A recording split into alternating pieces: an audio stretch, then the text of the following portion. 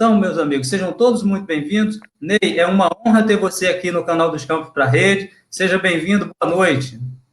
Pô, boa noite a você, Roberto, boa noite a todos que estão chegando aí, que estão acompanhando a gente. Falar um pouco sobre futebol, né, cara, que eu acho que é muito importante a gente ter essas conversas sobre futebol, são bem enriquecedoras, nada de lado de torcedor, uma coisa mais né, aprofundada, eu acho que é muito importante. Maravilha. Me diga uma coisa, quem descobriu, o Ney tem jeito para ser jogador de futebol, o Ney leva jeito para ser atleta, e te levou para o futebol, ou foi você mesmo, ou foi um treinador, alguém da sua família? Não, é assim, por acaso foi tudo muito curioso, né? Eu moro aqui no Rio e eu fazia escolinhas já, meu pai gosta de futebol, eu sempre gostei desde pequeno chutando bola e tal. E aí comecei, né, jogando na rua, como todo mundo, né? Eu morava numa comunidade onde era uma ladeira e tal, então a gente jogava paralelepípedo, descalço e tal.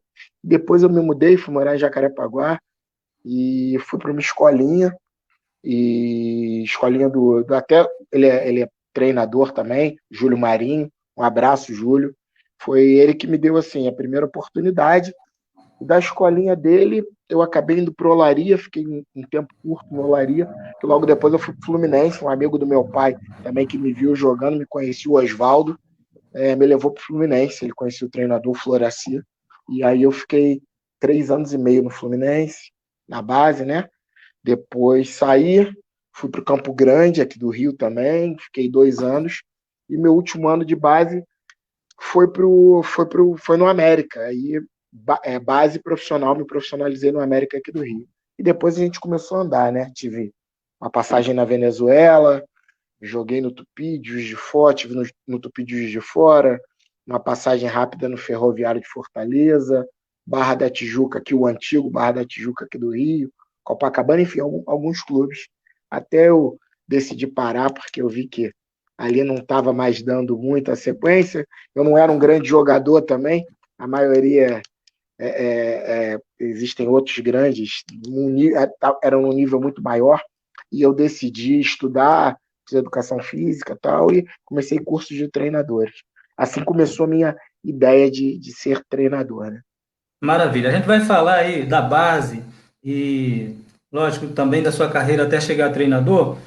Me diga uma coisa, você falou que o seu pai e tal, mas na base ali, quando você era garoto, você teve no Fluminense, depois Campo Campo Grande, América. Grande, América, isso.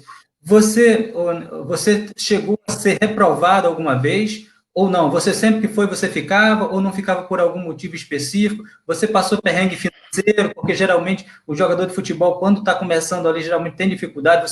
Como é que foi realmente essa tua base ali? Você teve dificuldade? Como é que foi? Então, Roberto, o que acontece? Eu tive, eu acho que o meu momento de maturação, meu estirão, foi muito cedo, né? Foi muito cedo. E aí, o que acabou acontecendo? É até engraçado uma história. Quando eu fui para o Olaria, um amigo do meu irmão, amigo nosso, né? Meu irmão mais velho que eu, e um amigo dele, também mais velho que eu, falou pro meu irmão, falou, cara, eu tô treinando lá no Olaria, porra, vamos lá para ver se você fica, não sei o quê. Pro meu irmão, não tinha nada a ver com a história. E aí eu fui junto com eles. Era num campo ali em Vista Alegre, e eu fui junto deles. E aí, mas eu sou muito tímido na época, então muito retraído. Aí meu irmão foi lá, eu nem levei chuteira. Meu irmão foi lá para perguntar para o rapaz se ele poderia treinar para o treinador. E o treinador, quando ele falou a idade, ele é 3 anos mais velho que eu. O treinador falou: não, cara, aqui é só para uma galera um ano mais nova. Meu irmão era de 73, quem estava treinando lá era uma galera de 74 e eu sou de 76. Aí meu irmão voltou, não pôde treinar, esse amigo dele treinou, e eu fiquei. Meu irmão falou assim, cara, vai lá, você é de 76, cara, tal, não sei o que. Aí eu, todo tímido, já estava até no meio pro final do treino, eu falei com o treinador. Quando eu falei com o treinador tinha visto eu junto do meu irmão, falou, ele nem me deu muita atenção na hora, falou, rapaz, eu já falei que 73. Falei, não, professor, eu sou 76.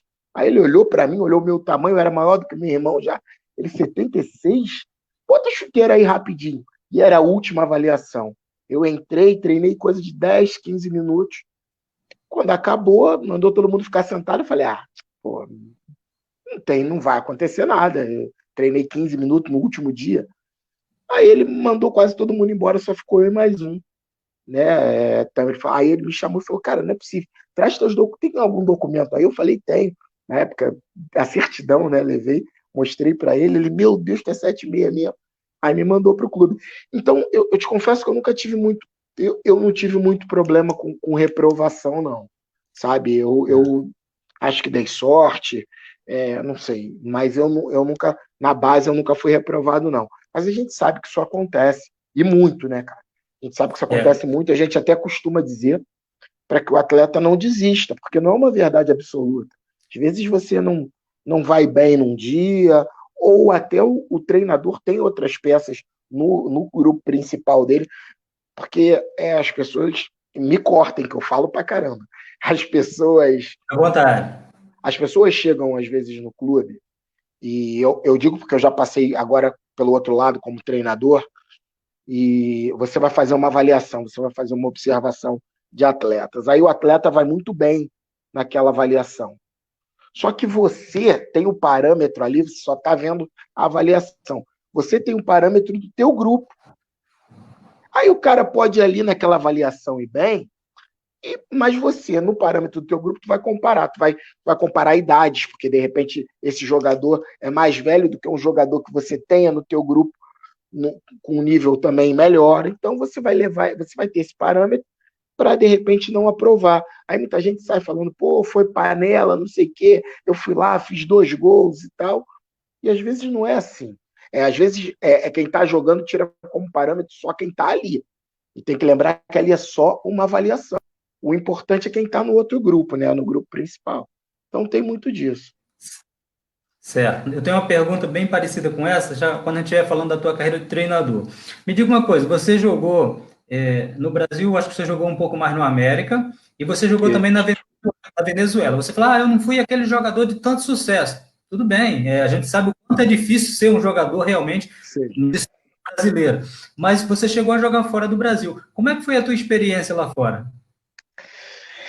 Assim, foi muito boa. Eu era muito novo, né? Eu fui para lá com 21 anos. Fiquei uma temporada só. Ainda não era o país em si, ainda não era tão complicado como é agora. Isso tem, pô, tô com 44, tinha 21, isso foi em 98, se não me engano, 97. Então tem muito. Foi tranquilo. A dificuldade que a gente pegou fui eu e mais 2 brasileiros para o mesmo time. A gente foi para o Minervém, de uma cidade chamada Porto Ordaz. Tem o Mineiros também. Na época, o Minervém era um time com uma certa tradição e o Mineiros também eram os dois times lá. A dificuldade que a gente pegou, o treinador que estava lá na época era um argentino. E por incrível que pareça, ele. A gente fala às vezes da nossa rivalidade. Ele, assim, a gente chegou, foi recebido, apesar do futebol desde aquela época não ser o primeiro esporte da Venezuela, né? O primeiro é o beisebol. Tanto que a gente passou em Caracas no dia que a gente chegou e tinha um estádio assim, a gente falou, nossa, estádio cheio. Aí o cara que estava levando a gente falou, mas isso aí não é futebol, não, isso é beisebol, tá? Tal. Então é o primeiro esporte, o beisebol lá é o primeiro esporte. Ainda tem, agora eu não sei como tá, mas o boxe também era um esporte muito, na época, com muito mais força do que o futebol. E aí, quando a gente se apresentou no clube, tudo mais, jornal e foto e tal, beleza. Quando acabou a apresentação, a gente foi para a sala do treinador e o treinador, né, virou e falou para a gente assim, olha só, não pedi vocês, não gosto de brasileiro, mas já que vocês estão aí, brasileiro é preguiçoso, brasileiro não gosta de treinar, não gosta de trabalhar, mas já que vocês estão aí, vamos ver como é que vai ficar. Então foi assim, para a gente foi um choque logo muito grande, né? Mas Claro. conseguimos ter uma temporada boa, mas o clube, o Minervém, antes tinha tido boas passagens em competições sul-americanas, tal, e naquele momento já não era mais um clube tão forte, né? A gente participou da primeira fase da Libertadores. Era aquela época que eram 4 times, continuam sendo 4 times, mas eram 2 de cada país, e só classificavam 2, como continua, mas eram 2 de cada país, classificavam 2, enfim. E era só campeão e vice. O Minervém vinha de um vice-campeonato, mas financeiramente estava muito mal, e a gente acabou não conseguindo passar da primeira fase, que na época também os times venezuelanos não passavam mesmo jogando contra equipes. A gente pegou 2 equipes da Bolívia, a gente acabou não passando, mas enfim, foi uma experiência muito legal, né? Mas aí no Com final certeza. acabamos tendo problemas financeiros, o clube começou a atrasar e tudo mais, e aí a gente decidiu, eu particularmente, decidi voltar para o Brasil. Maravilha. Só dá boa noite aqui o Márcio Antônio, ele deseja aqui um ótimo programa para a gente. O professor Obrigado, Mazinho, Márcio. ele faz uma pergunta, mas isso aqui é um pouco mais à frente, que é qual a Claro, dificuldade como treinador, quando chegar lá em treinador, estamos quase chegando. Vamos sem lá. problema. Ô, Ney, eu chamar aqui na intimidade, me permita, eu botei Sem lá Gil problema, Ney, Roberto. porque era como estava no Facebook, mas Ney já está aqui na. É como todo mundo me chama também, todo mundo me conhece como Ney, enfim. Show de bola. Ney, a gente tem visto muitos casos de racismo no esporte, no futebol, mas no esporte em geral. Agora, terça-feira, chegou o caso de uma partida ser interrompida, ser transferida para o outro dia, porque um quarto árbitro se referiu a um jogador pela cor dele, não pelo nome. Isso é uma coisa muito marcante, infelizmente, na nossa sociedade. Você, no seu mundo, no futebol, na vivência do futebol, seja como jogador, treinador, você sofreu na pele racismo ou isso nunca aconteceu com você? Rapaz, você pergunta só no futebol ou na vida em geral? Não, na vida de um modo geral, mas também no futebol. Você, no futebol, você sentiu alguma. Não, aquilo ali foi, infelizmente, o cara foi preconceituoso comigo. Bom, no futebol, a primeira vez que eu senti foi na Venezuela. A primeira vez que eu senti foi na Venezuela. A gente passou por algumas situações. Crispim foi meu atleta. Um abraço, Crispim, obrigado. Ele fala que É, é a hora de gente, aprender. Seja bem-vindo, Crispim. esse é um grande Hora jogador, de um cara que aprender, batalha muito. hora de aprender com o Ney. Vamos Então, lá, Ney. Fica à vontade. não, passei, né, até com o próprio treinador, esse treinador argentino, eu sentia que ele tinha essa questão, ele se referia muito comigo e com outro brasileiro, sempre como negros, negros, não sei o que e tal, mas tudo bem, na época também a coisa não estava tão desenvolvida assim, e passou. Como jogador aqui no Brasil, cara, você sempre era uma coisa que não se falava demais. Você ouvia da arquibancada torcedor adversário, pô, ô macaco, ô crioulo, sai daí, tem uma banana, não sei o quê. E às vezes dentro de campo também, né? Acontece no calor do jogo, você discute com o cara, não sei o quê, fala uma besteira para ele vem e fala outra, e às vezes, dependendo do local, eles falam, né, pô, macaco, não sei o quê. Enfim, e passei, mas na minha cabeça aquilo ainda era tudo muito, muito novo, porque eu não vivia isso no meu seio familiar, era uma coisa que não era dita tão abertamente, explanada tão abertamente como é hoje, apesar de que, Roberto, eu tive uma. Eu não sou de família rica, né?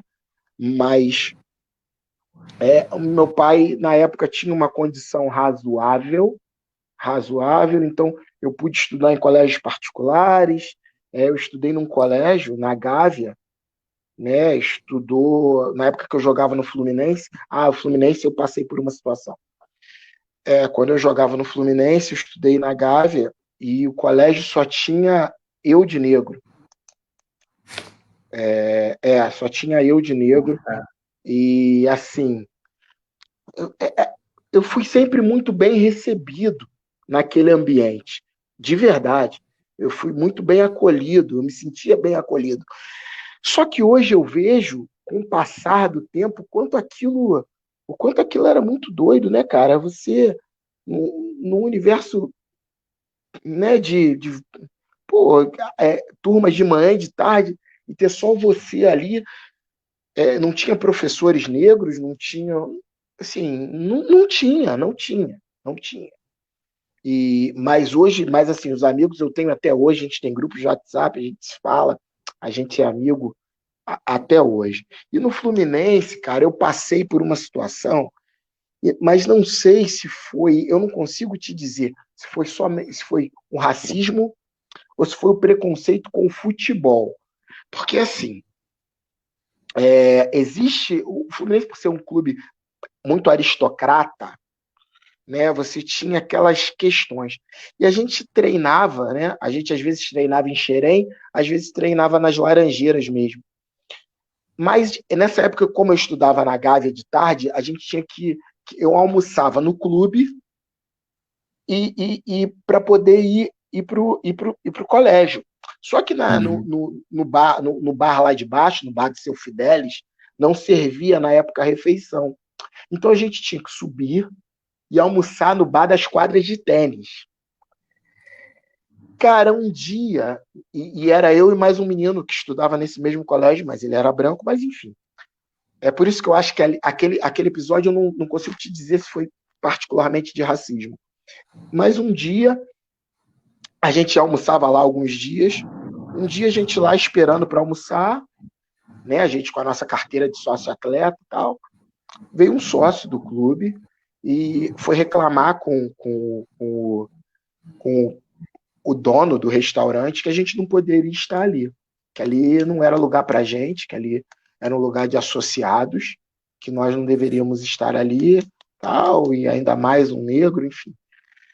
E a gente não sabia muito o que fazer, a gente ficou assustado. Eu tinha 13 anos na época, 13 para 14 anos na época, então acho que foi a primeira vez que eu senti isso na pele mesmo, foi dessa vez, e o dono do restaurante falou, não, eles jogam pelo clube, eles são atletas do clube, e eles já almoçam aqui há algum tempo, então, e eles pagam a refeição dele. Ninguém paga, eu não estou dando nada a eles.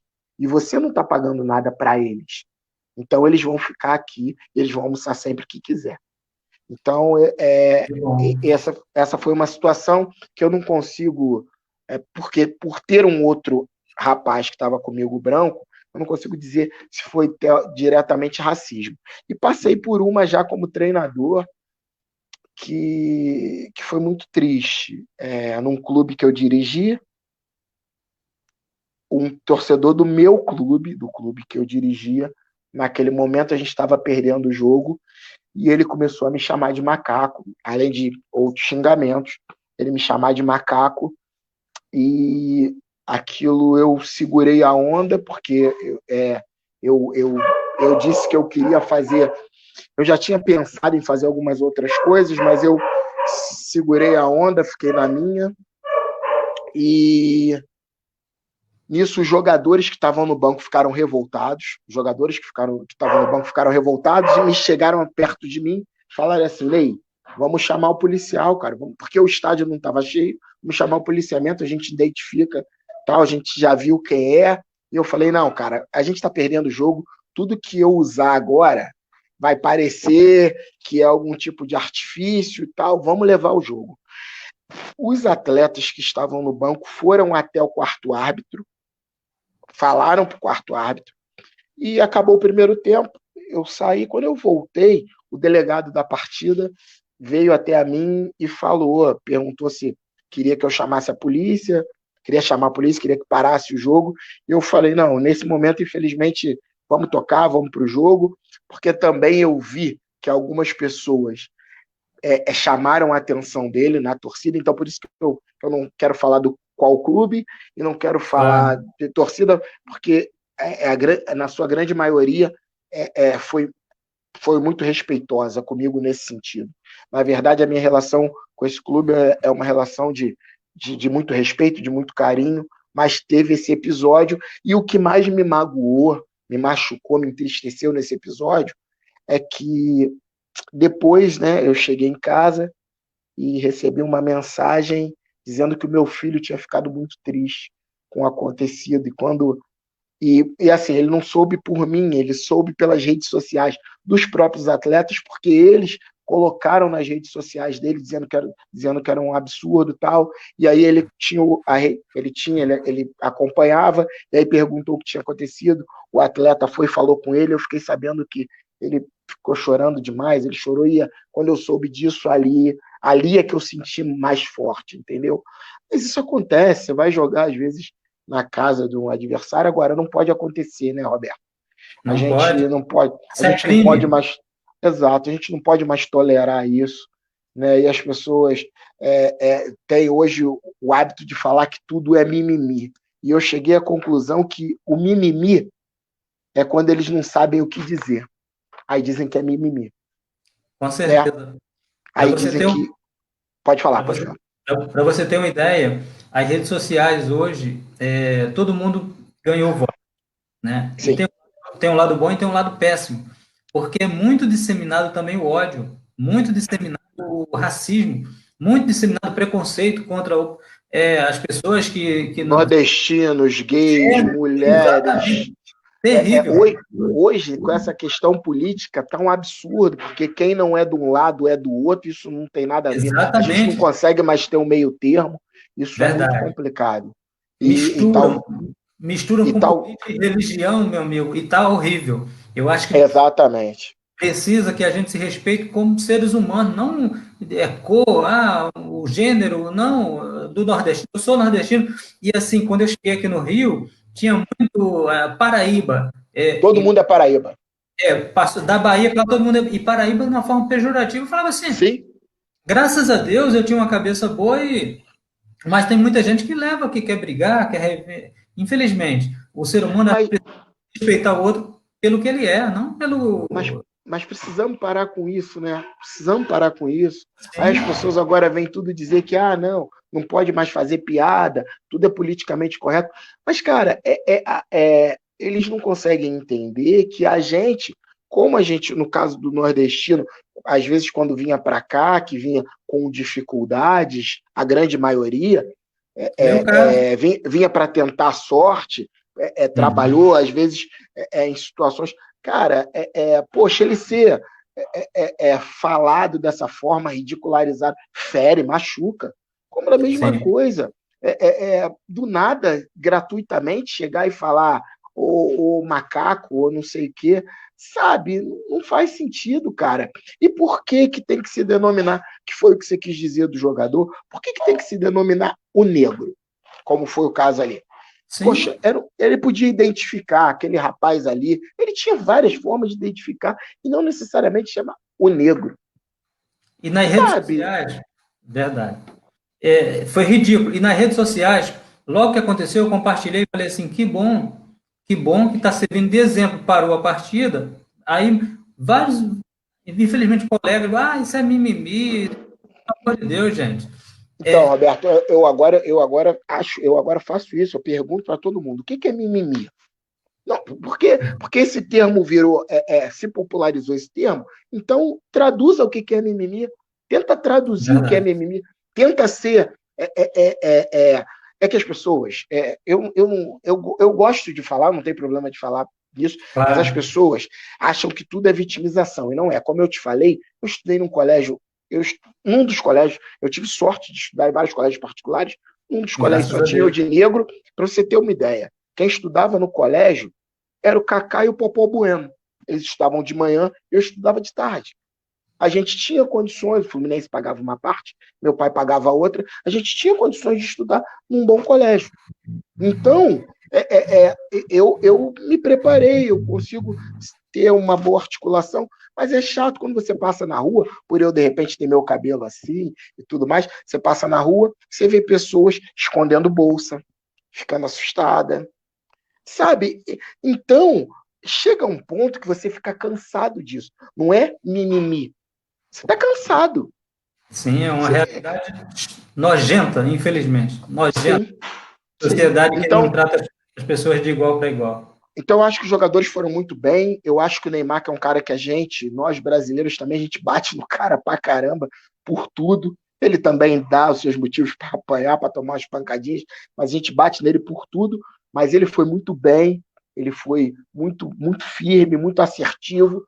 E assim, eu acho que para mudar isso, para mudar essa situação, só a gente começando a tomar atitudes, seja ela de todas as maneiras. Eu acho que não precisa ser agressiva, eu acho que a gente tem capacidade, como a gente está fazendo aqui, de debater, de conversar, de dialogar, mas a gente não Verdade. pode mais ficar quieto, a gente não pode mais deixar a coisa acontecer por acontecer. Eu acho que a gente tem o dom da palavra, a gente tem o poder da articulação e a gente pode se expressar. Eu procuro me expressar, eu procuro melhorar, eu procuro ler para que eu possa me expressar cada vez melhor, para poder combater isso, para não simplesmente dizer que é mimimi. Quando eu tiver alguma coisa para dizer, eu poder dizer o que é propriamente. Maravilha, sensacional. Parabéns, cara. Parabéns pelo seu esclarecimento, pela sua consciência. Obrigado. Vamos lá, vamos mudar um pouquinho, vamos deixar o clima aí mais leve, vamos aqui. Vamos. Quem é o seu ídolo no futebol, Ney? Rapaz, vamos lá. Você tem. Pô, tem alguns caras que você diz como jogador. Professor Chiquinho Lima, boa noite. Você é fera demais. Jogou comigo jogou comigo no América e hoje é um grande treinador lá em Santa Catarina. Tá fazendo um Show de excelente bola. trabalho. Obrigado pela presença, Chiquinho. Fique à vontade para mandar Ó, pergunta e interagir conosco. Roberto, um bom papo para você, o Chiquinho, hein? Um bom Vamos, papo, seria uma ótima entrevista. Um cara vamos, fantástico. vamos conversar, com certeza. Mas Então, meus ídolos, assim, jogador, cara, como jogador, jogador, cara, treinador, vou perguntar depois quem é o treinador que você. Mas o ídolo, assim, o geralmente, primeiro grande, quando a gente começa, fala. o primeiro grande nome que eu vi bem, jogando num alto nível, foi o Maradona. Eu não, pelo amor de Deus, não venho, eu não estou dizendo que o Maradona foi melhor que o Pelé, não. O Pelé foi acima. A gente viu vídeos tal que eu vi dentro de campo. E quando eu digo isso, não considero ele um ídolo por tudo que a vida dele fora de campo. Mas dentro de campo, o maior que eu vi jogar foi o Maradona.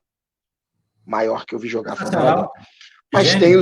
tem o Zico, que jogou demais, tem Roberto, que aqui no Rio era muito forte, o Roberto Dinamite, Zico, e depois a gente, poxa, o Zidane jogando, porra, uma elegância fantástica. Eu digo Zico porque o Zico eu digo menos porque eu não vi o auge do Zico, né?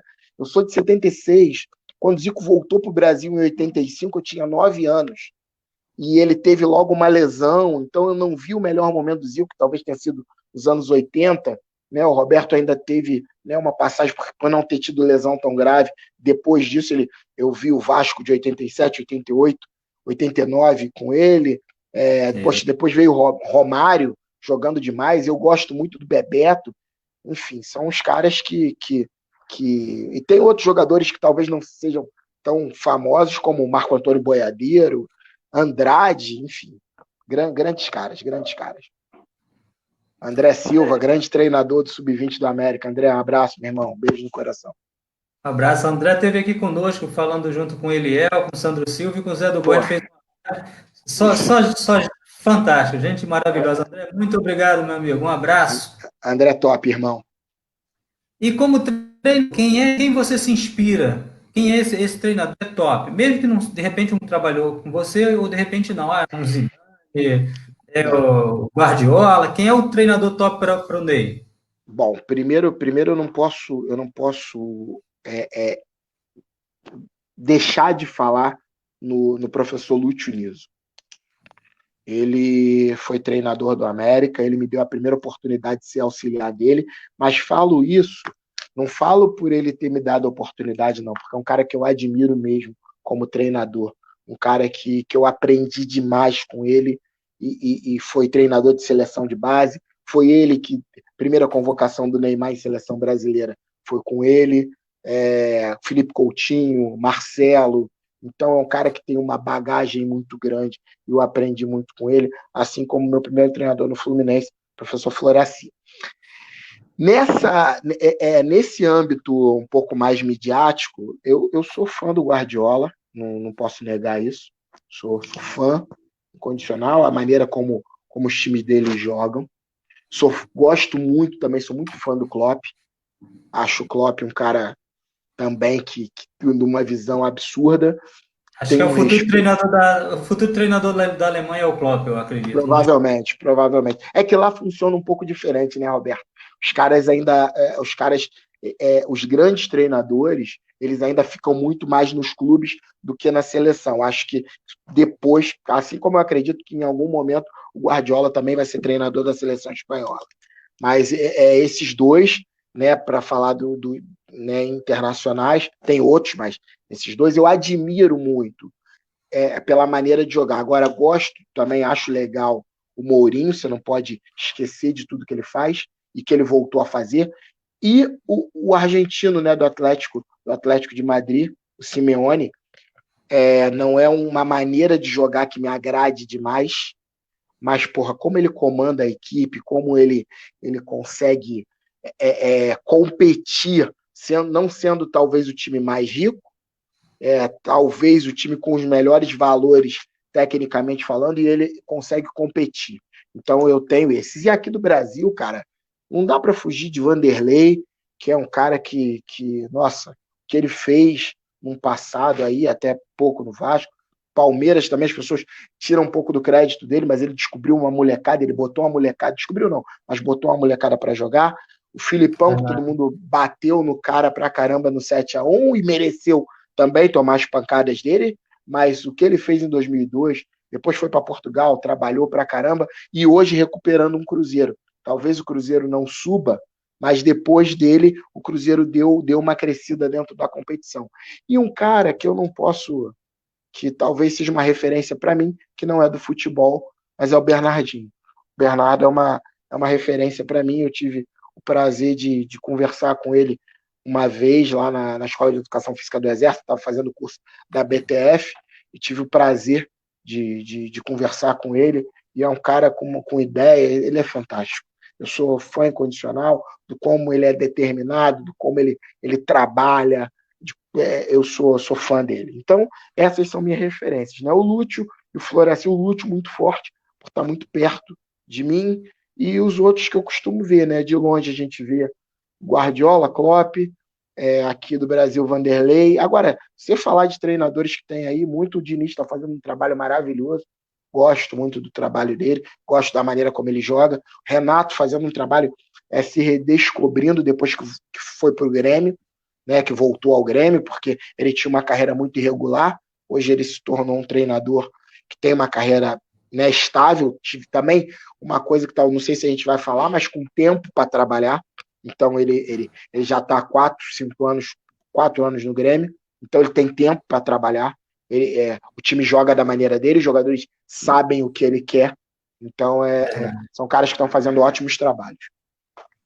Sensacional. Além do Tite, né? Sim, Tite, com certeza. O André diz mais aqui, ó, graças a você ele foi trabalhar no América, foi indicação sua. Demonstrando humildade, né, aqui nas redes sociais. Mas não foi graças a mim, não, graças ao trabalho dele. A gente já conhecia, claro, o André, e depois a gente jogou contra ele, eu no América, ele no Madureira, e, porra, um cara com uma qualidade absurda, e quando eu subi para o profissional, a direção, eu pude indicar um nome, e, poxa, indiquei o nome do André, porque é um cara que trabalha muito, levou a gente andou boa parte do caminho, né, na época, no Sub-20, e logo depois ele assumiu e deu sequência, levou o América depois de muito tempo, que não ia a uma Copa São Paulo. Então o André é um cara que eu respeito demais. Tá? Maravilha. Aproveitando, treinadores, no último ano, nos últimos 2 anos, principalmente... E uma coisa, desculpa, né, e treinador negro, né, eu não estou aqui para voltar nesse assunto, mas são poucos, né, e o André é um deles. Show. Eu gosto muito do Roger Machado também. Fera. E bota a cara mesmo, legal. O Marcão reassumiu o Fluminense. Muito bom, mas só tem ele, né? Então é importante que se diga, só tem o Marcão. Verdade. Vamos lá. Nos últimos 2 anos, o Brasil teve uma enxurrada de treinadores estrangeiros, principalmente de Portugal. Alguns tiveram sucesso, outros não. Você acha que isso é bom para o futebol brasileiro? Essa vinda de treinadores de fora é bom, vai dar um gás no futebol brasileiro? Ou você acha que muitas vezes os treinadores que vêm não têm tanta qualidade quanto os treinadores aqui do Brasil? Roberto, acho que a gente tem que ter um cuidado em relação a isso. É, eu acho que não tem problema o treinador pode ser português, espanhol, argentino, venezuelano, mexicano, ele tem que ser bom. Então, para ele vir aqui, ele tem que ser bom. O grande problema é que, assim, costumam dizer que o treinador brasileiro, depois de 7-1, depois de 14, passou a se dizer que o treinador brasileiro estava ultrapassado. Em 2013 não estava, quando a gente ganhou aqui a Copa das Confederações da Espanha, com o Filipão, foi 3-0, 3-1 no Maracanã. Deu Então, show. e ninguém dizia que estava ultrapassado. Depois do 7-1, se falou que o treinador brasileiro estava ultrapassado. Assim, eu tenho uma avaliação que acontece o seguinte, Roberto. Primeiro, que não é nem minha, tá? Eu ouvi o professor Leandro Zago, treinador do Sub-23 do Atlético, falando sobre isso, e tive que concordar. Primeiro que colocam assim, o treinador brasileiro está ultrapassado. Só que comparam o treinador brasileiro, compara o treinador estrangeiro que vem para cá, com o treinador brasileiro, mas os mesmos que estão aí há 20 anos. Porque a roda só gira a mesma. Da mesma forma que eu elogiei aqui Vanderlei, e que é um fantástico, como eu elogiei o Filipão, mas se você parar para pensar, salvo algumas exceções, Dorival, aí sai o Dorival entre o Vanderlei, sai o Vanderlei entre o Filipão, sai o Filipão entre o Ney Franco, sai o Ney, vem o Mancini, sai o Mancini. Aí você tem, furando isso, o Diniz. O grande problema do Brasil é que a gente vai muito por modismo, não se tem convicção de trabalho. Teve uma época que eram os treinadores jovens, não sei se você lembra. Barbieri, Zé Ricardo, Isso. fantástico treinador. Jair, Thiago Largue, Rodrigo Santana, posso esquecer de mais, mas esses aí, o Thiago que era Nunes. da Thiago Thiago Nunes, Nunes.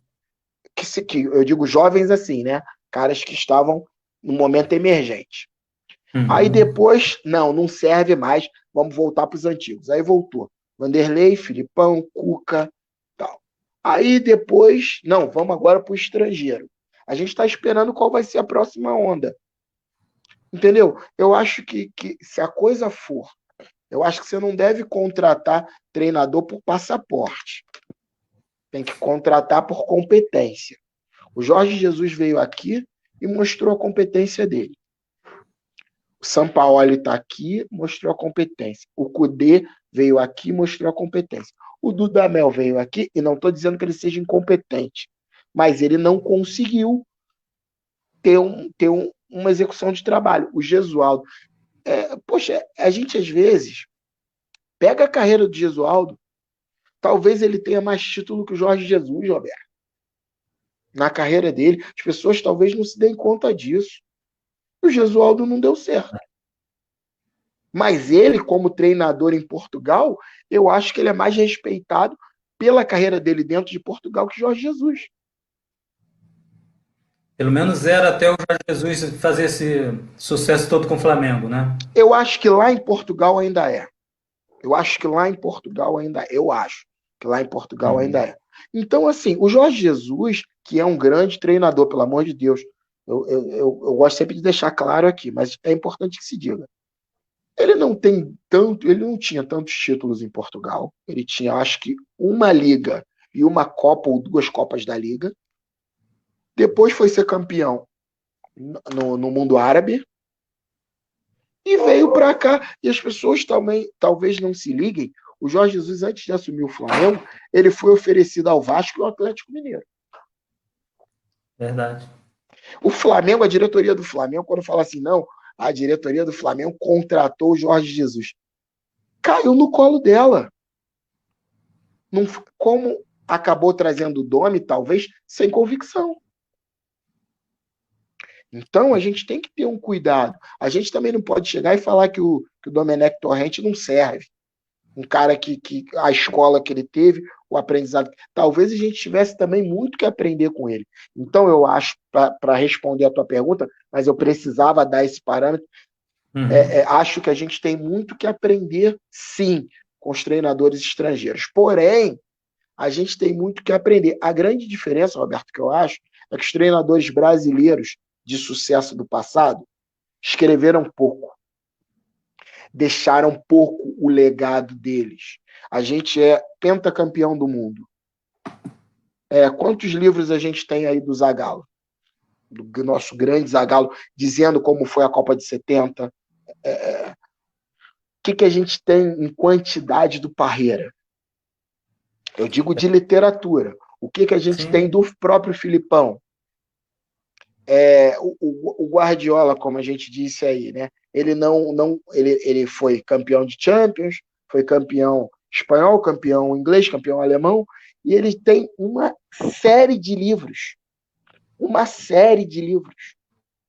Um cara que hoje tem 49 para 50 anos. Você imagina o que o Parreira poderia ter escrito? O que o Tite pode escrever? O que o Muricy, o que o Tele poderia ter escrito e deixado para a gente? Para que nós, ao invés de termos hoje como referência só os caras lá de fora, porque isso também acaba sendo um retrato. A gente, né, eu converso às vezes com alguns treinadores um pouco mais velhos que eu estou naquele meio termo de idade, se fala muito sobre isso. Pô, tal, a garotada nova só quer saber de Klopp, de Guardiola. Verdade.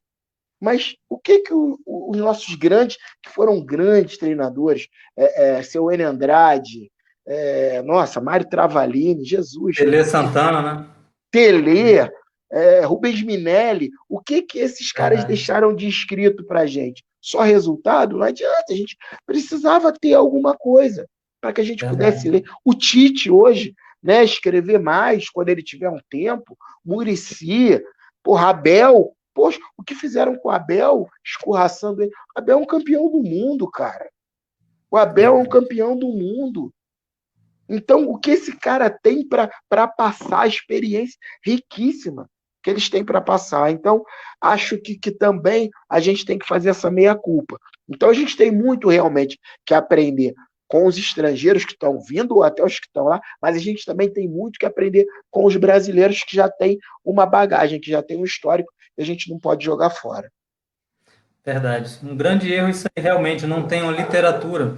Não tem. Você vai pesquisar. E mais, atualmente, já está tudo nas redes sociais.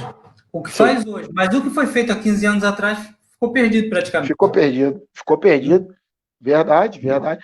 Professor Flávio Costa, que não é da minha época, meu Deus, sabe? São coisas que seriam importantes, cara, a gente entender.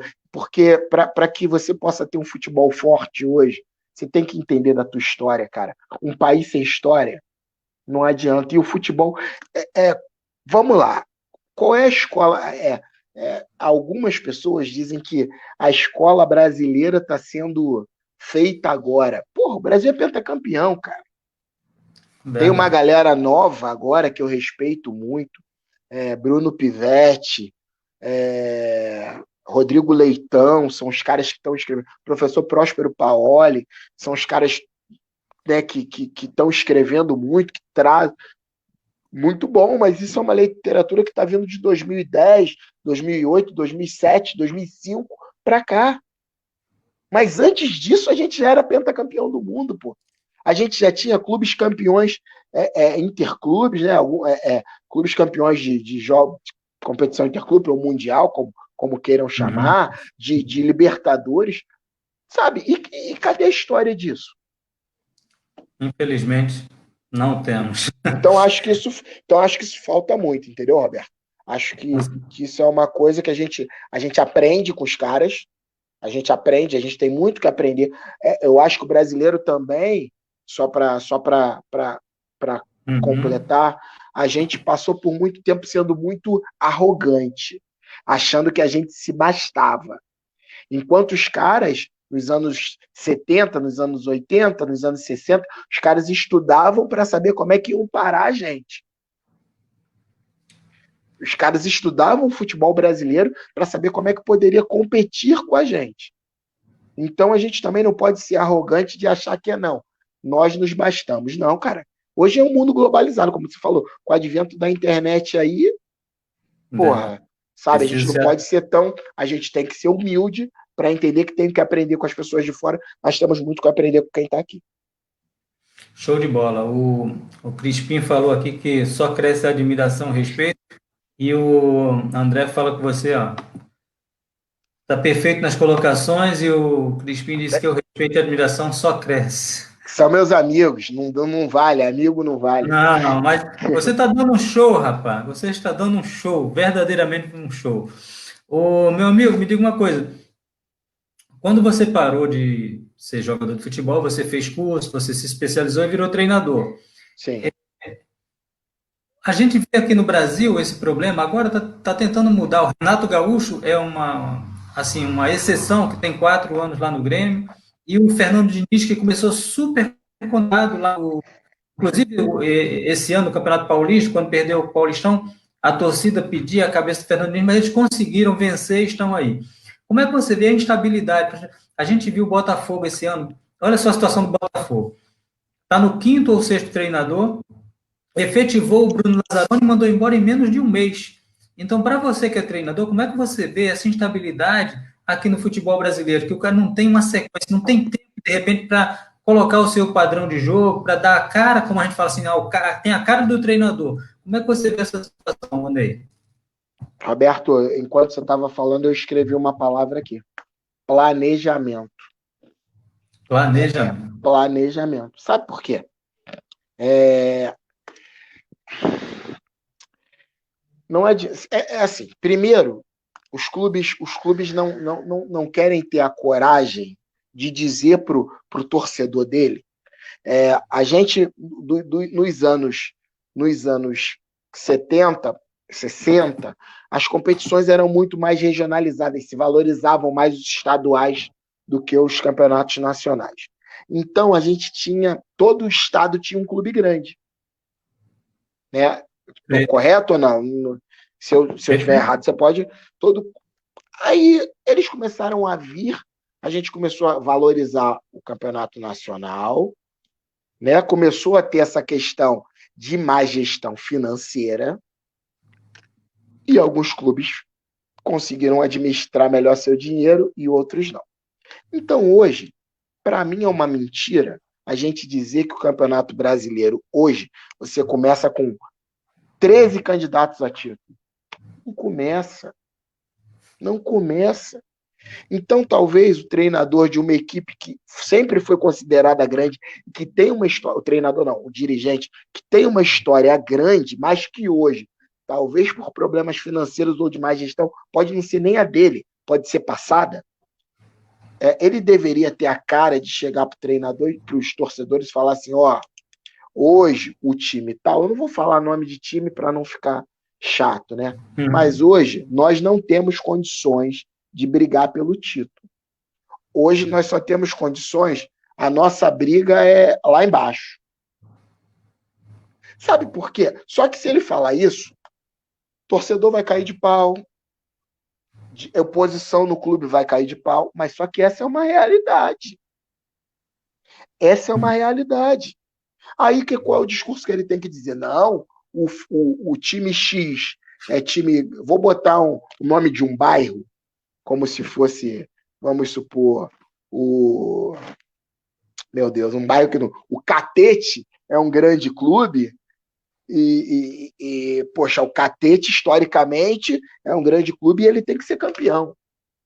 Você tá contando uma mentira porque você não tem orçamento, você não tem dinheiro para pagar salário, você atrasa salário de jogadores. Aí você começa a fazer loucura, você contrata jogador devendo jogadores que já estão lá no clube. Aí você contrata um treinador, aí para a gente ficar no âmbito lá de fora que a gente usou, né? Você contrata o Guardiola e você dá autonomia para ele montar o time dele. Então o Guardiola vai montar o time dele com jogadores com a característica que ele pensa. Aí o Guardiola toma 4 pancadas, 3 pancadas, às vezes menos, porque eu já fui demitido perdendo um jogo só, mas às vezes menos, e ele é demitido. Aí quando ele é demitido, ao invés de você contratar o Klopp, que tem uma ideia parecida, você contrata o Mourinho. Aí você quer que o Mourinho dê resultado com jogadores com a característica do jogo do Guardiola. Sensacional. Como é que faz, Roberto? Me explica. Você pensa, eu penso o jogo com 2 volantes de saída, caras que saem, que não são volantes de contenção. E eu não estou dizendo que é certo ou errado. E aí eu contrato 4 volantes para o meu time, os 4 volantes de saída, que é a característica do time que eu quero jogar. Aí eu sou mandado embora, você assume, e você vai ter que trabalhar com os 4 volantes que eu tenho de saída. Só que você gosta de 2 volantes de contenção. Como é que você vai fazer? Não faz. Ou você vai onerar o clube porque vai pedir para contratar, ou então você vai tentar dar um jeito do jeito que você tem. Só que aí, 3 jogos depois, você não consegue dar esse jeito, você é demitido. E aí vem um outro. Só que o time do Ney, o Ney mandava marcar correndo para frente. Pressionar logo o portador de bola, faz a pressão pós-perda. O time do Roberto, o Roberto vai pedir para perder a bola, vamos correr atrás da linha da bola e vamos fechar ali. Aí o jogador trabalhou comigo um mês correndo para frente para marcar. Aí você assume, o jogador já tem que marcar correndo para trás. A cabeça dele já foi, até ele acostumou, ele teve um hábito. A gente fala muito da criação de hábitos. A gente cria o hábito são os comportamentos. O Crispim perde, pressiona. Isso aí, perdeu a bola, pressiona. Eu falava isso no ouvido deles o tempo todo. Então, assim, você criou o hábito de perder ou pressionar. É isso aí, correu para frente. Aí, contigo, depois, você pede para correr para trás. Mas o cara vai correr para frente automaticamente por algum tempo. E, às vezes, isso no jogo, alguns vão correr para frente, outros vão correr para trás, vai dar um buraco, e, de repente, você tomou o gol, você perdeu o jogo. Então, as pessoas têm que mudar. O futebol, sem o planejamento correto, vai mandar o Ney embora, contrata um cara, se acredita na filosofia, mandou o Ney, não deu certo, se acredita na filosofia do trabalho, você contrata um cara com a filosofia parecida, de repente ele vai trazer alguma coisa que possa dar diferença e fazer o time ganhar o jogo. Mas agora, eles contratam pessoas de filosofia totalmente diferente, não sabe nem o que está contratando. Às vezes contrata um medalhão só para dar a resposta na torcida e se esconder atrás. Então é muito difícil. Então, sem o planejamento, não adianta. E outra coisa, rapidamente, se fala muito de que tem que ter uma lei, tem que ter uma lei, a CBF tem que ter uma lei para que o treinador só trabalhe em 2 times, ou se trabalhou uma vez na Série A, não pode mais trabalhar. Eu discordo. Sabe por que eu discordo, Alberto? Porque se você tiver, vamos supor, uma secretária em casa, né, uma empregada, uma secretária, você tem o direito a trocar ela quantas vezes você quiser. Não é verdade? Uhum. Desde que você pague. Eu acho que o que diminuiria isso é que hoje os caras mandam embora e fala para você, vai para a justiça e corre atrás do teu direito. E contrata outro. Às vezes o cara está te devendo 3, 4 meses de salário, ele te manda embora e contrata outro. Quando talvez, se tivesse obrigatoriedade, você só pode contratar outro treinador quando você pagar, ou no mínimo fizer um acordo com o treinador que estava aí, talvez o clube ia pensar 2 vezes. Pô, para eu mandar esse cara embora, eu tenho que pagar tudo para ele para poder contratar outro. Aí o dinheiro não vai dar, então é melhor eu vou segurar esse aqui. E não tem jeito, só vai ganhar um, Roberto. Tem 20 clubes, só vai ganhar um. Verdade. Então, porque ganhou mal. Tem alguns treinadores, desculpe me alongar, que são reféns do trabalho. Você quer ver um? O Ramon. O Ramon começou a ganhar nos primeiros jogos do Campeonato Brasileiro e ele ficou refém do trabalho dele. O time do Vasco era para brigar por isso aí, meio de tabela para baixo. A gente precisa. Hoje, o time do Vasco era para brigar para ele. Como ele liderou uma rodada, fez. Aí ele acabou virando refém. Quando ele saiu, o Vasco estava em 10º. Será que era para mandar ele embora? Não sei. Eu costumo dizer que foi o maior erro do Vasco foi ter mandado o Ramon embora. E você colocou um assunto aí muito importante, que você está me ouvindo direitinho? Perfeito. O que acontece? A gente conversando outro dia aqui em umas lives, o pessoal falou o seguinte: não é feito um planejamento pelo gerente de futebol, diretor de futebol, a gente vai contratar um treinador que tem as características para comandar o nosso time, o nosso elenco. Não, contrata realmente um medalhão e manda embora depois de 3, 4 jogos. Eles não pegam, por exemplo, eles querem, no imediatismo, eles querem um treinador que soluciona aquilo temporariamente, mas não um planejamento para 1, 2, 3 anos. E isso, infelizmente, não traz resultado nenhum. O Jorge Zero. O Jorge Jesus chegou aqui, pegou o Flamengo com um baita de um elenco. Realmente, os jogadores foram na ideia dele de jogar pressionando na frente, jogar com aquela intensidade e deu muito certo. Mas, como você falou, muitos vêm aqui e não dão certo. Pode falar. Mas tem uma coisa. O Jorge Jesus chegou aqui no Flamengo, deram a chave do CT para ele. Meu amigo, você pode tudo. Ele pediu para cortar o milímetro da grama do Maracanã. Então, falaram para ele, ó, tá aqui o CT, porteira fechada, você pode falar você pode fazer o que você quiser. E aí, é uma coisa que o treinador brasileiro não tem, o treinador brasileiro às vezes não tem essa autonomia. Você barra um jogador, aí, só que o jogador é jogador do empresário que às vezes ajuda o clube financeiramente. Aí tu barrou ele, daqui a pouco vão chegar e você vai falar assim, vem cá, tu barrou o cara, como é que faz? Estou te E deram essa, patrocinando. e deram essa autonomia pro Jorge Jesus. Então os caras tiveram que correr pra caramba, os caras tiveram que fazer o que tinha que fazer, porque senão o cara ia mandar embora. A mesma coisa que acontece com o São Paulo. São Paulo, o Atlético ameaçou. O Atlético teve um burburico, o Atlético não ia conseguir pagar os salários. Ele falou: se atrasar, eu vou embora. O Atlético arrumou um jeito de pagar o salário dos caras. Fala qual treinador brasileiro faz isso, tem condições de fazer isso. Não tem. Não Verdade, tem. Não tem. Então verdade. é por aí. Então, falar que o treinador estrangeiro é muito fácil. Entendeu? O Cudê foi embora do Inter por quê? Eu quero reforço. Não, não tem. Não tem. Não tem. Vai com o time que tem. Ele olhou, sabia que já tinha esticado a corda o máximo que podia, falou, ó, pintou uma proposta também, uma proposta da Europa, falou, vou embora, porque de repente eu vou cair aqui e perco lá. Verdade. E o que você falou, acho que planejamento realmente é uma palavra-chave. Muito, muito legal mesmo. Me diga uma coisa, no futebol brasileiro, a gente tinha, por exemplo, a última Copa, em 2006, a gente tinha ali uns 5 jogadores que eram craques na seleção brasileira. Uhum. Ronaldo Gaúcho, Kaká, Ronaldo, Robinho. Tínhamos, assim, no mínimo 4, 5. Adriano, a gente falava assim, o quinteto, o quarteto mágico, aquela coisa toda. Era Adriano, Fenômeno, Kaká, Kaká, Ronaldinho Gaúcho. Ronaldinho Gaúcho. Era o quarteto. Ainda tinha o Robinho Isso, no banco. Você tinha o Zé isso, Roberto, tinha outros jogadores fantásticos. Cafu, isso. Roberto Carlos.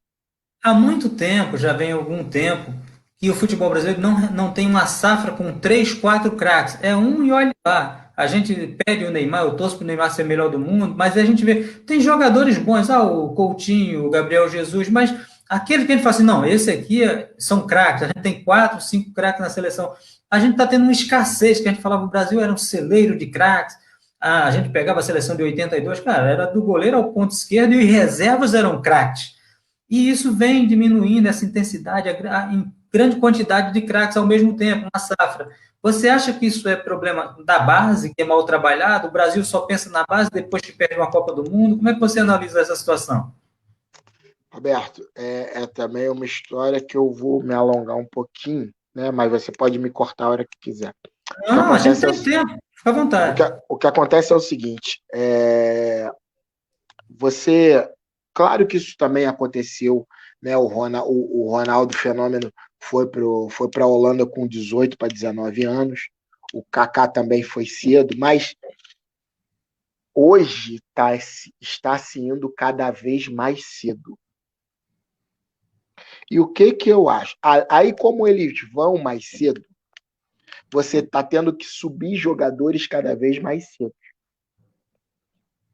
A gente está subindo jogador com 17 anos. Aí eu vou ter que. Vai entrar aquela conversa que as pessoas sempre falam quando eu falo isso. Mas o Pelé tinha 17 anos quando foi campeão do mundo. Pô, gente, o Pelé. O Neymar. O Neymar. A gente está falando de jogadores que são extra séries. São extra séries. Não dá para. O Pelé é extra série, o Neymar é extra série, o Ronaldo Fenômeno é extra série.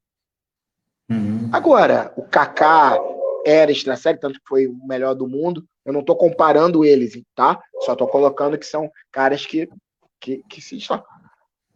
Mas e os outros? O Vinícius Júnior, que é um baita de um jogador, ele não consegue se firmar no Real como titular absoluto. O Rodrigo, que é um baita jogador, não consegue se firmar no Real como titular absoluto. O Coutinho demorou a se firmar.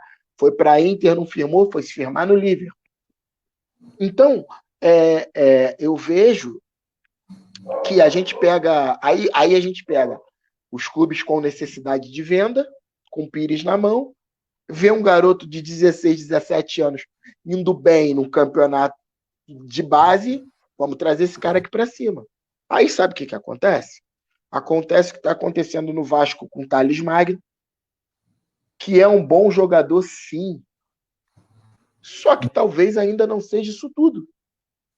É um garoto que tinha. Ele já estava no profissional do Vasco, jogando e sendo, não só jogando, tendo que ser protagonista com 17 anos, Roberto. Com 17 anos. Com 17 anos, ele não está formado fisicamente, psicologicamente, ele não está maduro para aquilo. E ainda E ele para tendo. Para assumir a responsabilidade de carregar o time nas costas, né? E olha, vou falar nomes aqui que a gente esquece. No Vasco, antes do Thales, o Paulinho. No Fluminense, o menino atacante, João Pedro, apareceu, não. Verdade. Como outros que ficaram no meio do caminho que poderiam ter potencial. Não sei se você lembra de um jogador, um meiazinho, que tinha no Flamengo alguns anos atrás, o Adrian. Você lembra Sim. dele? Cadê o Adrian? Canhoto, habilidoso, aberto, fazia gol de falta, era astro na base. O novo Zico, como no Flamengo sempre aparece às vezes o novo Zico. Você lembra disso? E um no Corinthians. Você lembra do Lulinha? Você lembra do Lulinha? Lembro. E a gente vai ficar falando aqui de dezenas de jogadores. Por quê? Porque, de repente, começaram a pegar esses meninos e eles serem a salvação da lavoura economicamente e jogam eles. Aí hoje a torcida de um time fala que o menino não joga nada. Você quer ver um exemplo? Você pega o goleiro do Flamengo. Porra, vinha fazer. O torcedor é paixão, Roberto. Vinha fazendo jogos excepcionais. É o novo Neuer, que também não pode ser nem tanto ao céu nem tanta terra. É o novo Neuer. O menino errou, não serve mais, pô. Pô, tá vendo? Não era isso tudo, não. Pô. Aí, sabe o que acontece? Daqui a pouco acaba. O César, hoje, as pessoas esquecem. O César tem 27 anos e não teve oportunidade de jogar. Tudo bem, o Flamengo tem condições de contratar. Mas será que o Botafogo tinha condições de contratar como contratou? O Jefferson e o Gatito eram grandes goleiros. Eram, realmente eram. Mas você lembra do Renan, que apareceu muito bem no Botafogo? Lembro. O Renan era bom goleiro, sumiu, jogou todas as categorias de base. Você lembra do Jordi? Do Vasco? O Jordi pegou seleção em todas as categorias de base. Claro que ele, no profissional, ele vai errar. Faz parte do processo. Quem iniciando uma profissão não erra? Só que é um cara que vem da base, seleção, seleção. Não é possível que todo mundo errou, que esse cara era muito ruim. Aí sabe o que acontece? Aí não estou discutindo, não estou aqui para discutir qualidade. Não estou falando que o Fernando Miguel é ruim, ou que o Fernando Praz era ruim, ou que o não é isso. É que você talvez gaste o dinheiro aí você acaba tendo que gastar um dinheiro para trazer um outro cara tendo da base. Só que você não dá moral, porque você subiu ele antes do tempo e queimou. Faz sentido. E aí? Todo sentido. O Lincoln hoje, o Lincoln é escorraçado, o Lincoln não pode jogar. O Lincoln tem que ser negociado, não sei se já foi, porque não pode jogar no Flamengo. Porque as pessoas não sabem, o Lincoln não jogou sub-20. O Lincoln pulou uma etapa de 3 anos. Ele não jogou sub-20. Sem falar a questão, Roberto, que não é só técnica, tática, física, questão psicológica. O que você faz? Você tira um menino de ganhar R$ 1.000 e no dia seguinte você põe ele para ganhar 50. Como é que você segura esse garoto? Se você sempre disse vários sims para ele, você nunca disse não. Como é que você segura esse garoto? Não é assim. O André colocou aí sobre o Lincoln. E é verdade, pô. O Lincoln não sabe jogar bola. Não é possível. O Lincoln chegou no Flamengo com 12 anos. Pô, passou até o sub-17 por todas as categorias e pegou seleção. Então todo mundo tá errado. O Lincoln não joga. Eu não consigo entender. Então, são essas coisas que eu acho que por isso que a gente está ficando para trás. O nosso jogador não tem mais identificação. Claro que é uma questão econômica, mas o nosso jogador não tem mais identificação. Eu vou te fazer uma pergunta. Qual foi o último grande jogador, grande, já formado, não vou dizer promessa, como o Vinícius Júnior e o Rodrigo, o último grande jogador no futebol brasileiro que foi negociado por um grande mercado europeu? Já formado? Mesmo pode ser jovem, mas já formado. O grande jogador formado, Neymar, pô. Isso foi em que ano? 2012, 2015, mais ou menos, agora não me recordo. De lá para cá, mais quem? Verdade. De lá para cá, os nossos jogadores, o Ricardo Goulart, naquele ano que o Cruzeiro estava ganhando tudo, ele e o Everton Ribeiro, que eram os dois melhores jogadores do Campeonato Brasileiro, os caras foram negociados, um para a China e o outro para os Emirados. Os caras têm muito dinheiro? Tem, mas antes, o jogador brasileiro ia para o Barcelona, ia para o Real Madrid, direto. Hoje não vai mais. Hoje está indo a promessa, porque os caras não querem, os caras estão tentando apostar para ver. Mas fora isso, não vai. O último grande jogador do Campeonato Brasileiro ano passado, o Gabigol e o Bruno Henrique, ficaram aqui. Fica todo mundo contando para mim uma mentira, não, porque os caras são fenômenos, os caras são fenômenos. Os caras que foram, se fosse fenômeno, os caras tinham vindo aqui e tinham pago e tinham levado embora. Você falou uma coisa que é interessante. O Dudu, para mim, é um baita no jogador, foi pro futebol árabe. Futebol árabe. Vai sumir, né? Vai sumir. E para mim é um jogador. Pra gente ser justo disputar também, uma seleção. Pra gente ser justo também, foi o Gabriel Jesus, mas foi como promessa. Não foi tão já consolidado aqui. Verdade. Tá aí, ó. O André botou aqui, cadê o Renier? Renier foi pro Real, o Real emprestou pro Borussia Dortmund. Começou jogando lá, já tá meio que escanteado. Os caras não se formaram, Roberto. O menino tem 18 anos. Verdade. Então, fica difícil da gente. Com certeza. Eu acho que fica difícil da gente ter. Novamente, a gente vai ter uma seleção com um grande jogador, que é o Neymar, e vários coadjuvantes bons jogadores. Não pode se dizer que o Richarlison é ruim, o Gabriel Jesus é ruim, ou que o Bruno Henrique é ruim, ou que o Everton Ribeiro mas não são protagonistas, são coadjuvantes. Infelizmente. Me diga uma coisa, a gente fala muito da base, você é treinador, Você acha importante ou até fundamental que na base os treinadores sejam ex-jogadores ou não tem nada a ver, de repente o cara fez um curso, que nunca jogou futebol, pode ser treinador na base? Como é que você analisa isso aí? Isso é polêmico. É, acho, acho eu, que se o cara é competente, ele não precisa ter sido jogador. Eu só acho que se ele não foi jogador, ele deveria ter na comissão dele um ex-atleta. Por quê? Partindo para a questão de ensinamento, de passagem, de fundamentos de coisa para o atleta, o nosso canal de comunicação, alguns é o auditivo, outros é o visual. Você vai passar, às vezes, para um atleta uma coisa, você vai falar para ele vai entender. Outros, você vai passar o vídeo, de repente ele vai entender. Outros, você vai explicar, ele vai ouvir, não vai entender muito bem, ele vai tentar, mas vídeo, você vai ter que falar para ele assim: ei, meu filho, bate na bola assim.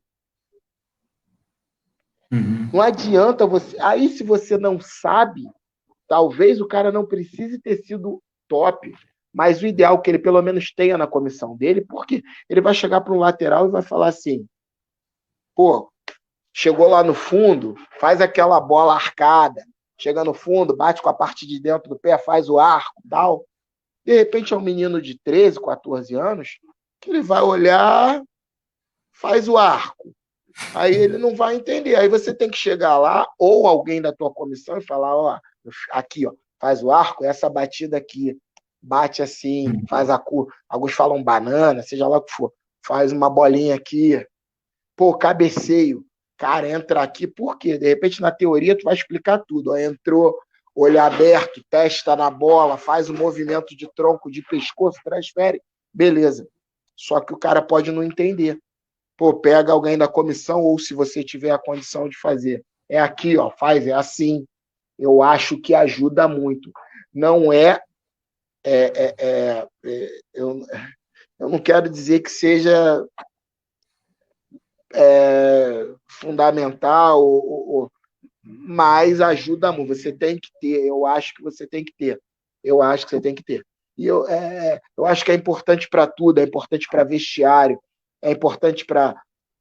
Às vezes, aconteceu já comigo, na base, de eu entrar no vestiário num jogo importante e ver um menino balançando demais a perna, de uma maneira diferente, você saber que pô, ele está assim, porque é o jogo. No jogo, e porque você acompanha o dia a dia dele, no dia a dia dele de treino, ele é tranquilão, ele é brincalhão, ele é não sei o quê. E você sabe que às vezes ele está ali brincando, ele até faz uma piada, mas ele já está balançando mais a perna. Tal, e talvez por você já ter essa questão do vestiário, do campo, de ter passado por aquilo em algum momento, ajuda e muito. Então eu acho que, se não, como treinador principal, na comissão técnica, eu acho muito importante você ter alguém que tenha tido uma passagem, sim. Show de bola. Se você fosse um dirigente, o Ney, você é treinador, pelo que eu entendi, você tem Sim. escolinhas e passou em alguns clubes, está aí com a América e tal. Mas se você fosse um dirigente, o que você mudaria no trabalho de base do teu clube? Ah, eu acho que isso aqui dá certo, que você não vê hoje nos clubes. Na tua visão, pois você demonstra muito conhecimento. O que você mudaria? Não, vou fazer dessa forma aqui, que, pelo meu ponto de vista, que dá certo. Roberto, eu fiz uma live no Instagram e até convido os amigos. Toda segunda-feira eu faço uma live 8 horas. Sei que para não concorrer com o programa, mas sempre que puder, dá uma chegadinha lá, que é legal. Com É, certeza. eu fiz uma live na segunda agora com o professor Sérgio Baresi. Você até tinha falado da gente fazer, eu falei, pô, segunda eu faço mais lives. Professor Sérgio Isso. Baresi, ele é treinador do Sub-20 do Guarani. Ele foi um dos caras que lançou no profissional, quando ele tinha assumido interinamente o São Paulo, ele lançou o Casimiro e o Lucas Moura, na equipe principal. E a live a gente falou sobre fundamentos técnicos. Hoje em dia, Roberto, existe uma corrente, e não estou aqui para criar polêmica, cada um faz o que acredita, tá? Mas você me perguntou, eu, se sou dirigente, na base, o que eu procuraria? Eu procuraria desenvolver, eu procuraria desenvolver a questão técnica. Abraço, André, vai com Deus. Eu procuraria desenvolver a questão técnica, principalmente lá no começo das categorias, sub-11, sub-12, sub-13. A parte tática seria seria a tática mais rústica, a coisa mais. E depois, com o tempo, eu iria invertendo essa pirâmide, entendeu? Para quê? Para que o jogador chegue no profissional com a condição técnica dele mais apurada. Hoje a gente vê jogador com dificuldade de chutar com a perna não dominante. Se ele é destro, ele fica todo torto ao invés de chutar com a perna esquerda. Ele tenta ficar todo torto para usar a direita. Então isso, para mim, é uma falha enorme. A gente pega atacante que não sabe cabecear, zagueiro que tira a bola para o meio da área. Isso são fundamentos técnicos que, para mim, deveriam ser trabalhados. E eu, na minha época, trabalhei. Hoje tem uma corrente que não é muito fã do trabalho técnico, que acha que o trabalho técnico pode ser tudo implementado nos pequenos jogos, nos mini-jogos, nos jogos de campo reduzido. Eu acho que você ainda tem que fazer trabalhos de fundamentos técnicos. Não só isso, você pode implementar os trabalhos de jogos reduzidos, mas o trabalho de fundamento lá atrás, no sub-11, assim que o menino chega no clube, é importante, porque você vai tirar defeitos, você vai tirar vício, você vai melhorar a mecânica de movimento, você vai melhorar equilíbrio. E a partir do momento que ele vai subindo de categoria, você vai invertendo, porque ele já domina a técnica, vamos trabalhar a tática. Essa é a minha visão. Outras pessoas entendem de outra forma e eu respeito. Não estou aqui para polemizar, mas acho que o futebol brasileiro está pagando muito por isso. A gente deixou um pouco de trabalhar na questão técnica. E aí, cara, e também, outra coisa, base. Base é para formar. Alguém vai ter que ganhar o campeonato, ok, mas a base é para formar. Não adianta eu pego o meu elenco de sub-15 e sou campeão, daqui a 5 anos, eu pergunto para você, quantos desses elencos que há 5 anos atrás era sub-15, que hoje está no 20 subiram para a equipe profissional? Se você disser para mim que subiu 1, aí o time que não foi campeão subiu 5, 6, qual foi o trabalho que foi melhor? Com certeza quem perdeu, mas que soube trabalhar a base, né? Então, claro que as vitórias fazem parte da formação, mas as derrotas também. Então, não se preocupa tanto. Claro que você quer ganhar, não tem jeito. Você faz a coisa para ganhar. Só que se você tiver um planejamento a longo prazo, volta a palavra planejamento, um planejamento a longo prazo, uma visão de longo prazo, tanto esportiva como econômica, porque você vai estar formando melhores jogadores, eles vão ter menos defeitos, então provavelmente eles vão estar mais prontos, vão ser mais valorizados, você vai conseguir financeiramente uma grana melhor, cara, eu acho melhor. Eu tentei fazer isso no América, infelizmente, só como treinador você não consegue, mas a ideia é basicamente essa. Eu faria isso como diretor, irmão, base, vamos trabalhar, categoria, faria um caderno metodológico em cima disso, ó, a base é para isso, até tal categoria tem que ter isso, até tal categoria é isso, até chegar ao sub-20 ao profissional. Perfeito. Ô, Ney, me diga uma coisa, a gente viu agora uma reportagem aí de uns garotos que estavam sendo escravizados, mantidos presos em cárceres, que não vieram para ser jogador de futebol, fazer no sonho de realizar ser jogador de futebol, e até o Fluminense pegou e botou esses garotos para treinar aí no clube lá no Xerém. Não sei se você acompanhou. Mas o que eu quero te perguntar? Tem muita gente, infelizmente, mal intencionada, que usa do sonho, se aproveita do sonho dos garotos que querem ser jogador de futebol, cobram taxas, pedem dinheiro à família, e às vezes não tem realmente um encaminhamento para o clube, não tem as parcerias que deveriam ter. mas se dizem empresários e se aproveitam de situações, há um sonho. Todo garoto no Brasil, quase todo garoto quer ser jogador de futebol. E aí algumas famílias acabam pagando e seus filhos ficam aí nas mãos de aproveitadores. Você foi jogador, você hoje é treinador, você trabalha com a base. Qual é o conselho que você dá para esses pais, para os pais desses jovens, para esses jovens que pretendem ser jogador de futebol? Cuidado com o canto da sereia, né? É tudo muito bonito, tudo muito legal, tudo muito. Você tem que ter cuidado. Só vantagem? Complicado, né, cara? Complicado. Tem que ter cuidado. Eu não quis ficar me aprofundando muito na reportagem, Roberto, que eu te falei, eu tenho um filho, meu filho não joga, jogou um pouco, mas hoje não quer só estudar e ótimo. Deve estar vendo, beijo, filho. É assim, cara, isso me machuca, porque você mexe com sonhos, você brinca, cara, você brinca com as pessoas. Agora, cabe às nossas autoridades, né, cara, a polícia, meter a mão nesses caras, velho. Meter a mão nesses caras. Pô, tem um monte de pilantra aí dando golpe, cara.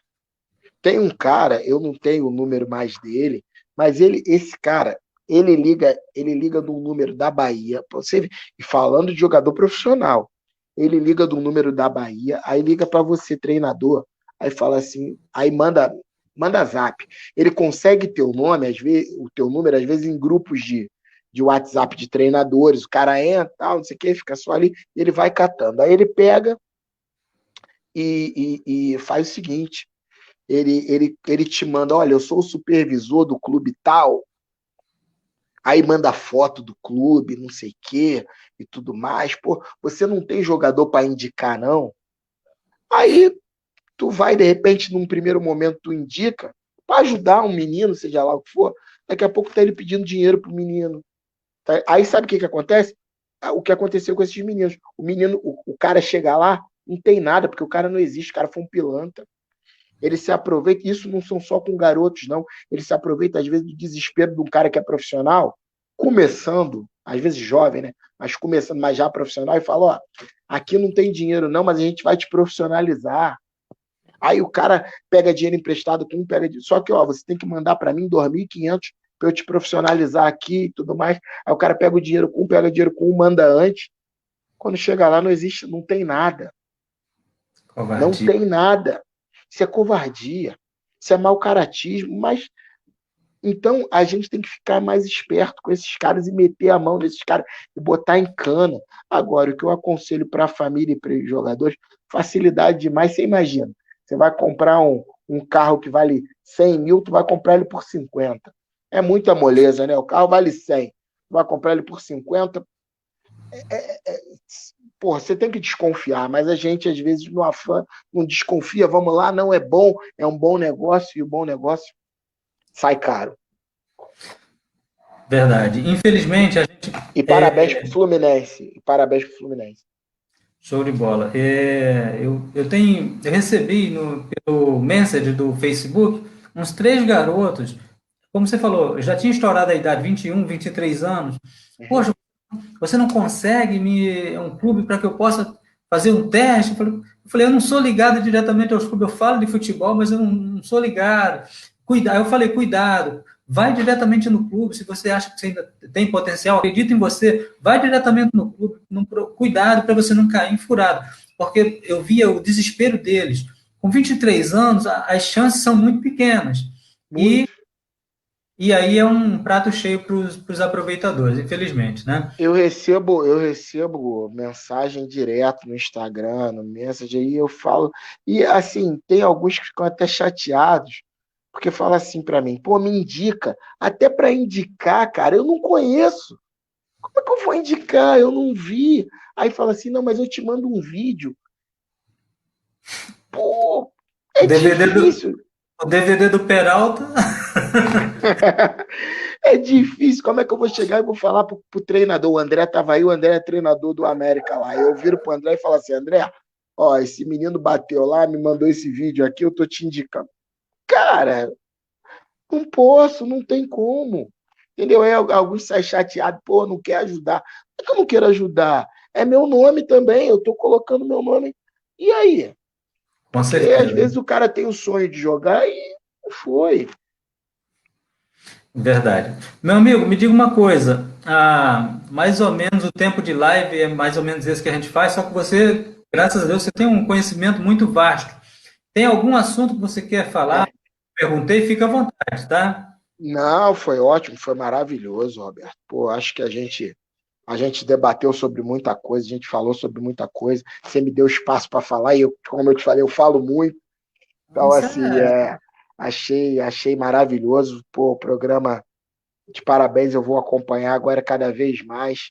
Acho que é bem legal. Não sei se o que eu falei eu agradei ou eu pude esclarecer algumas coisas, né? Eu fico, às vezes, preocupado de não Você ter me deu feito aula, rapaz. entender. Não, não, Você não, a deu gente aula. troca, Você a fala gente troca, com muita clareza. Para a gente já, gente troca ideia. pra gente terminar, já está quase no finalzinho. Fala só, no momento você está com a escolinha dos guerreiros do Fluminense. A escolinha não é minha, Qual- eu sou coordenador lá. Pode falar, pode falar. Não, só fala do teu trabalho atual para a gente dar sequência e finalizar. Então, eu sou coordenador da Escola do Guerreirinhos do Fluminense no bairro de Jacarepaguá, no Pichincha, né? Coordeno lá. E tem um projeto, que é o projeto Fábrica de Talentos. A gente treina aqui, ali no Valqueire, no campo do Rio São Paulo, e em Madureira, no campo do Brasil Novo, para meninos de 10 a 17 anos, entendeu? De 10 a 17 anos, a gente faz um trabalho, joga as competições. E estou esperando, né, Roberto? Estou esperando alguma coisa aí para o ano de 2021, né? Que eu quero voltar para dentro do campo, eu quero poder trabalhar, né? A gente sabe que às vezes também algumas colocações, a grande verdade, Roberto, que às vezes você fazer algumas colocações, até como eu fiz aqui, pode desagradar algumas pessoas e achar que esse cara fala demais e não deve trabalhar, mas, cara, é a minha personalidade, você viu aí algumas pessoas que entraram, as pessoas sabem do meu coração, sabem que eu sou um cara do bem, e estou esperando uma oportunidade para voltar para a beira do campo. Eu gosto, eu preciso estar trabalhando, eu preciso estar na beira. Isso é combustível. Eu sou apaixonado pelo futebol, cara. Eu amo minha família e amo futebol. Eu costumo dizer que eu sou de uma geração que a gente não jogava futebol pelo dinheiro. A gente não trabalhou no futebol. O primeiro era o prazer. O dinheiro vinha depois. O dinheiro é consequência, se tornou consequência porque a gente se tornou profissional. É diferente de alguns que hoje pensam primeiro no dinheiro e depois no prazer de jogar. Então eu tenho prazer de trabalhar, eu tenho prazer de falar sobre futebol. Às vezes me chamam, pô, faz um comentário aqui. Ano passado eu fiz comentário de jogos tal na B1 e achei muito legal. Eu tenho prazer de falar sobre futebol, sobre todas as áreas, sobre dentro do campo, sobre algumas coisas que a gente falou. Então, estou aqui na expectativa, espero que o telefone toque aí daqui a pouco, até com essa repercussão do teu programa, de repente algum dirigente lembra aí pelo Brasil, por esse Brasil afora, que também não é só no Rio de Janeiro, tô aí à disposição. Quem puder, quiser ligar, quiser bater um papo e achar que vale a pena encarar Show de bola. eu estou pronto para encarar qualquer desafio. Show de bola. E você fala com muita propriedade, então, e fala de uma coisa que você ama, como você falou, está no teu DNA. Então, É, a live a gente já vai terminar. Eu quero te agradecer. Foi show de bola. Você deu uma aula, uma aula. Você não está falando, você não tá falando de algo que você não conhece. Você domina. É diferente. Domina no peito e sai jogando. Parabéns, então, parabéns, parabéns, Ney. Que Deus te abençoe, abençoe a sua família. Que as portas se abram realmente, umas boas oportunidades. Você demonstrou conhecimento vasto. Então, a gente vai que bom. divulgar esse no canal lá no YouTube, chama Dos Campos para a Rede. O pessoal que está nos campos, a gente traz para redes sociais. Por isso esse trocadilho dos campos para a rede. Então a gente vai, depois eu vou te enviar o link, a gente vai compartilhar, depois a gente volta com essa live para o Facebook, para as pessoas que não viram, ter oportunidade, mas eu te agradeço de coração, foi sensacional, e que Deus te abençoe, abençoe a sua família, que as portas se abram, porque você tem muito conhecimento para passar. O Crispim ainda está aqui com a gente, quero mandar um abraço ao Crispim, o André, o Márcio, todo mundo que com a gente. Muito obrigado mesmo, Crispim. Deus abençoe vocês, obrigado pela participação. E a você, meu amigo, eu só tenho que agradecer e desejar saúde e sucesso, que essa pandemia acabe logo, que venha a vacina, que Deus nos abençoe, possa trabalhar com o que você ama, com o que você está aí no seu coração. Você me dá um tempinho rápido só para eu falar uma coisa? À vontade, à vontade. É rápido, essa é rápido. Esse rapaz do Crispim, eu preciso falar isso, e que sirva também para alguns outros jogadores que eu venha trabalhar, que eu já tenha trabalhado, e de maneira geral. Eu trabalhei com ele em 2019 no América, e na sequência do trabalho a gente teve o acesso, né? O América foi para disputar a seletiva, e na sequência do trabalho, na formação do elenco, a gente pensou em alguns outros nomes, e a gente não renovou o contrato com o Crispim, como com outros atletas. E num segundo momento, quando eu assumi o Bom Sucesso, numa coisa meia doida que a gente acabou enfrentando, o Crispim já estava lá. O Crispim foi contratado antes de mim até. E eu quis ter o cuidado de chamar ele no canto, porque às vezes o jogador fica com aquilo assim, pô, vai contratar o Ney, o cara que me mandou embora, e não sei o quê. E eu chamei ele no canto, eu acho que ainda está aí a prova disso, eu chamei ele no canto e falei, meu irmão, nunca é pessoal. Eu não tenho motivo, você não me fez nada, você não cometeu um ato de indisciplina, você treinou pra caramba, não sei o quê. Mas é que às vezes a gente, como treinador, tem que fazer algumas escolhas. Tem que fazer algumas escolhas. Então nada não é pessoal. Foi escolhas. O futuro vai dizer, ou de repente já disse, se eu escolhi certo ou errado. Mas são escolhas.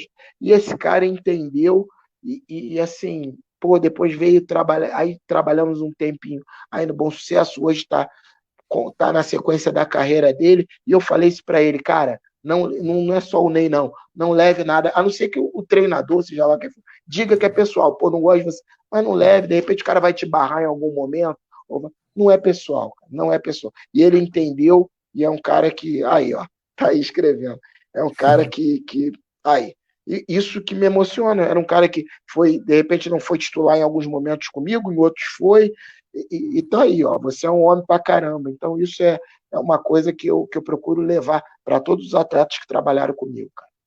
Show de bola. Crispim, um abraço, obrigado pela sua postura, meu irmão. Deus te abençoe na tua carreira. Ney, de verdade, mais uma vez, só tenho que te agradecer, pedir a Deus que te abençoe, guarda você e sua família, e que as portas se abram, ótimas oportunidades, você decore, e que daqui a, quem sabe, 2, 3 anos, ou o ano que vem, quem sabe, final do ano, a gente está aqui numa outra live, você dando aí, falando, olha, estou aqui, estou trabalhando assim, assado, e as coisas estão fluindo em nome de Jesus. Muito Sempre obrigado. que precisar, Roberto, e assim, gratidão, tá, cara? Você abriu um espaço e abriu espaço para deixar eu falar, com ótimas perguntas, e me deixou falar, e a gente Não, desenvolve o quanto. a casa é sua, você volta quando você quiser. E eu vou acompanhar a tua live. Quando a gente publicar lá no YouTube, eu vou te mandar o link do canal, pedir a tua ajuda aí para compartilhar. Claro, claro. Está começando, a gente já entrevistou algumas pessoas que têm, né, o Edu Coimbra, pô, foi cracaço. Tá doido. Mas não tem, aqui não tem distinção, meu irmão. O teu papo foi ótimo, maravilhoso, só tenho que te agradecer. Então, a gente vai compartilhar no YouTube, eu te envio o link, depois a gente volta com o Facebook para as pessoas acompanharem, porque você deu aula. Parabéns. Obrigado. Obrigado, irmão. Tá bom, gratidão. Obrigado. Agradecer a todos que participaram da live e até a próxima. Um abraço, gente. Abraço.